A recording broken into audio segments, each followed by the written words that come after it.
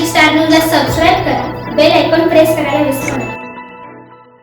इगतपुरी तालुक्यात समृद्धी महामार्गाचे काम चालू असल्याने रस्त्यांची दुरावस्था झाली आहे। त्यामुळे पंचायत समिती यांच्या नेतृत्वाखाली कामबंद आंदोलन करण्यात आले। इगतपुरी तालुक्यात घोटी ते काळुस्ते रस्त्यावर पंचायत समिती सदस्य विठ्ठल लंगडे यांच्या नेतृत्वाखाली नागरिकांनी समृद्धी महामार्गाचे कामबंद आंदोलन करण्यात आले। खासदार हेमंत गोडसे यांच्या नेतृत्वाखाली सोयगावकर डेप्युटी इंजिनियर आणि कंपनीचे मॅनेजमेंट यांना निवेदन देण्यात आले। तालुक्यात गेल्या 3 वर्षापासून समृद्धी रस्त्याचे काम चालू असल्याने जागोजागी गावातील जोड रस्त्यांचे कंपनीचे मिशनरी JCB रस्त्यांवरून जात असल्याने रस्त्याची दुरावस्था झाली आहे। तसेच काही शेतकरी बांधवांच्या शेतातील पाईपलाईन कंपनीकडून फोडण्यात आल्या आहेत। कंपनी प्रशासन देखील मनमानी करत आहे।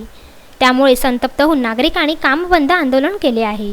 यावेळी खासदार हेमंत गोडसे यांनी डेप्युटी इंजिनियर आणि समृद्धी महामार्गाचे मॅनेजर यांना सूचना दिल्या। लोक जातील कसे? ते काय एक दिवसाचा प्रश्न आहे का? आज समजा 50 वर्ष पुढचं पाहायचं आहे ना। हा रस्ता कसा पाहिला तुम्ही 50 वर्ष समजा पुढे घेऊन जायचं कशासाठी? तसं या लोकांचा बाकीच्यांचा विचार करायला पाहिजे ना। नाही म्हणजे कुठे अप्रोच असतो का? हा रस्ता करताना तुम्ही स्टेट मारला तुम्हाला मला एक सांगा, हा याच्याऐवजी असं तिरपा घेतला काय फरक पडला असता? रिटेनिंग वॉल तर येते ना त्याला। आपण फक्त त्यांचं भविष्य बघितलं त्यांनी, हेच म्हणणं फक्त त्यांनी त्यांचा रस्ता स्टेट करून घेतला आणि आमचा रस्ता क्रॉस करून दिलेला। जागेत 90 डिग्रीवर कुठे टर्न मारता का? आता आपण काय मीटिंग घेतो, काय म्हणजे कागदावर बोलतात, ते काम पहिलं बंद करून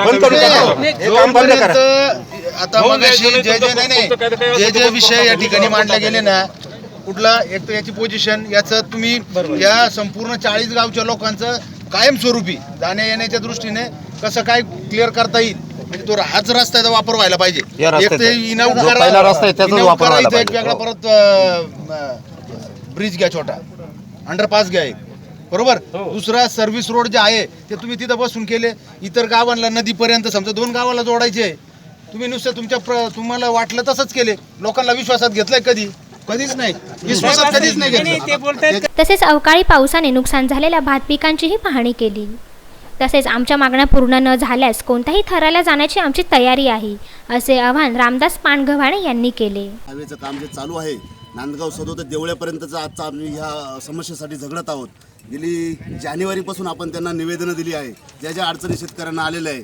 सर्वात महत्त्वाची अडचण म्हणजे साईड रोड, ज्या दिलेले नावं मी तुम्हाला सांगतो। मुख्य उपजिल्हाधिकारी असेल, MSRDC जे सोयगावकर साहेब असतील, नंतर अजून समृद्धीचे रेड्डी साहेब असतील, सर्वांना आपण निवेदनं दिलेले।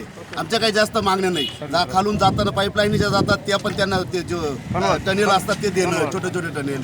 नंतर जो ब्रिज जो बनवला तो मागे दिसतोय बघा कॅमेऱ्यामध्ये तुमच्या, एकदम चुकीच्या पद्धतीने बनवलेला। गाव राहिला इकडे, रोड दिला इकडे, ब्रिज इकडे बनवला, तो एक भाग झाला। त्याच्यामधून त्यांनी ते मार्ग काढणे।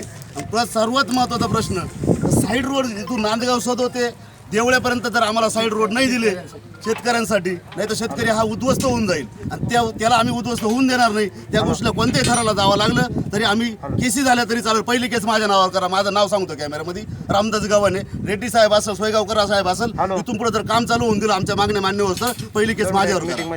यावेळी खासदार हेमंत गोडसे, उपजिल्हा प्रमुख निवृत्ती जाधव, शिवसेना तालुका प्रमुख भगवान आडोळे, पंचायत समिती सदस्य विठ्ठल लंगडे, रामदास गव्हाणे, ज्ञानेश्वर लहाणे आदी पदाधिकारी आणि कार्यकर्ते उपस्थित होते।